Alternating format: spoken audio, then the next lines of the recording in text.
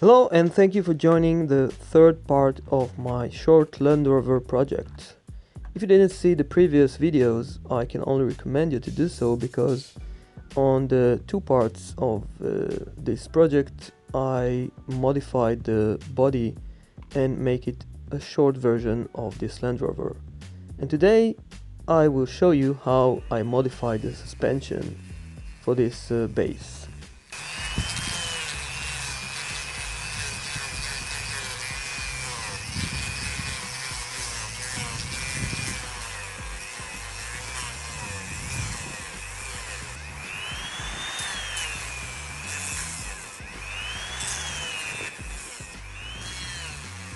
After cutting the channels in which the springs will be seated, I'm taking my wheels and replacing the axles into a solid axle, and you will see how this system is working in a few minutes. I'm going to use an axle with a larger diameter for this plastic wheel. It is going to be fixed. I'm going to drill a hole using my 1.8mm drill. By the way, if you wonder why I've decided to split this project into 4 videos, it is mainly because of people that wanted to know the process of how I customize my cars. And as you see, it is a very long process. I'm always trying to edit my videos to be as long as 10 minutes or even maybe 20. But as you know, most of my projects takes days to complete. This is the same with this one, although you see 10 minutes or even 15 minutes each time, it is probably about 3 hours or even more on each chapter of this project. Now you can see the hole on each side of this base, which allows the axles to move slightly up and down. This time it is going to be a vehicle with a short travel suspension, and it is way difficult to create because you have to be very accurate, and by the end you don't want the wheels to rub against the body. This setup of short travel suspension and narrow tires will probably give this Land Rover the 70s style vintage looks that I wanted it to have. This is going to be the spring that I'm going to use for my suspension modification. I will give you a link down below on where to get some of these materials for your projects. Now you can see I'm just bending this spring at the middle, and I have to fit the length for the base of this car. It is going to be very accurate work, so I'm not going to talk right now, and we'll just have to focus on what I'm doing.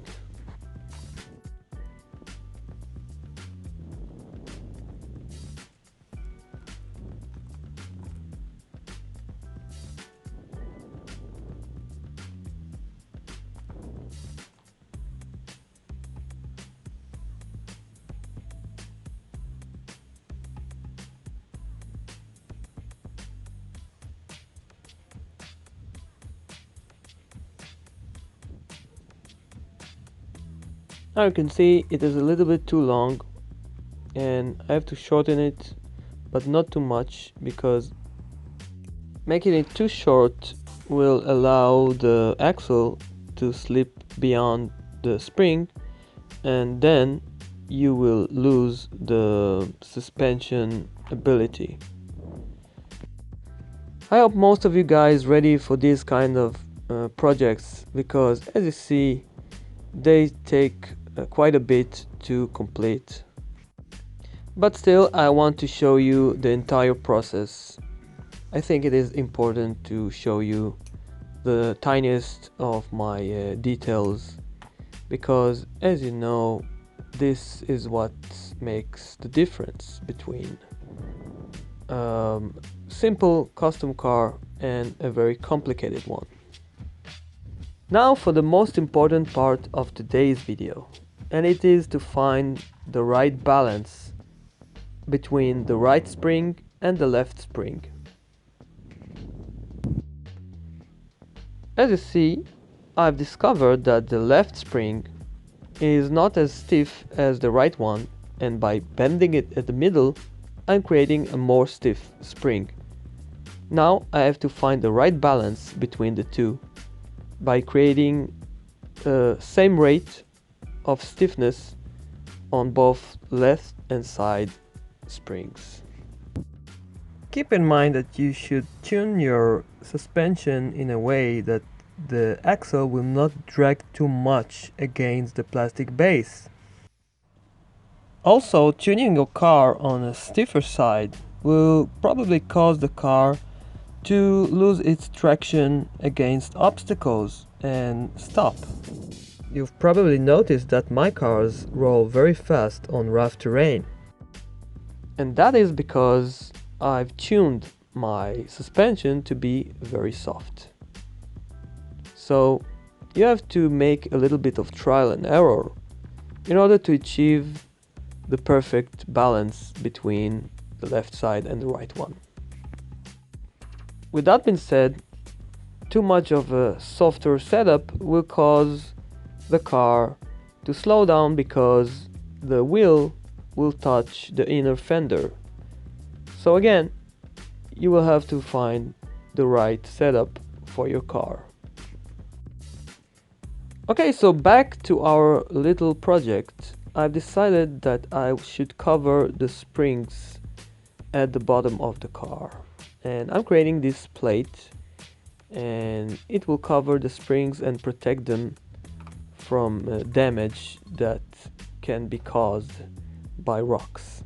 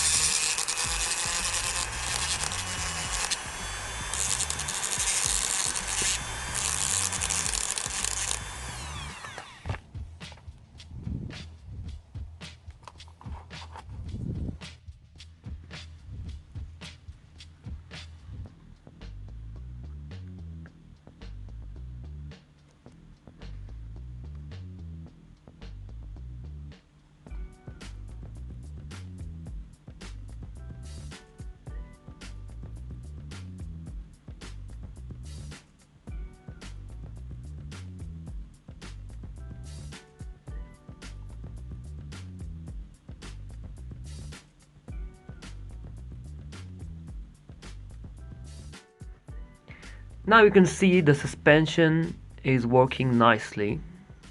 I can still adjust the suspension by bending the springs, although I've covered them.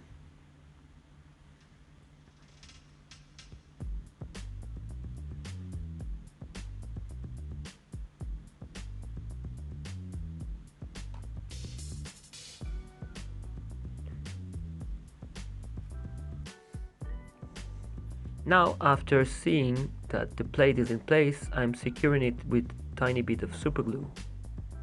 Although it was pierced in the plastic by hitting the plate with direct flame. Now here's something that I've wanted to do in order to allow the wheel to move even more, and that is trimming the bumper a little bit.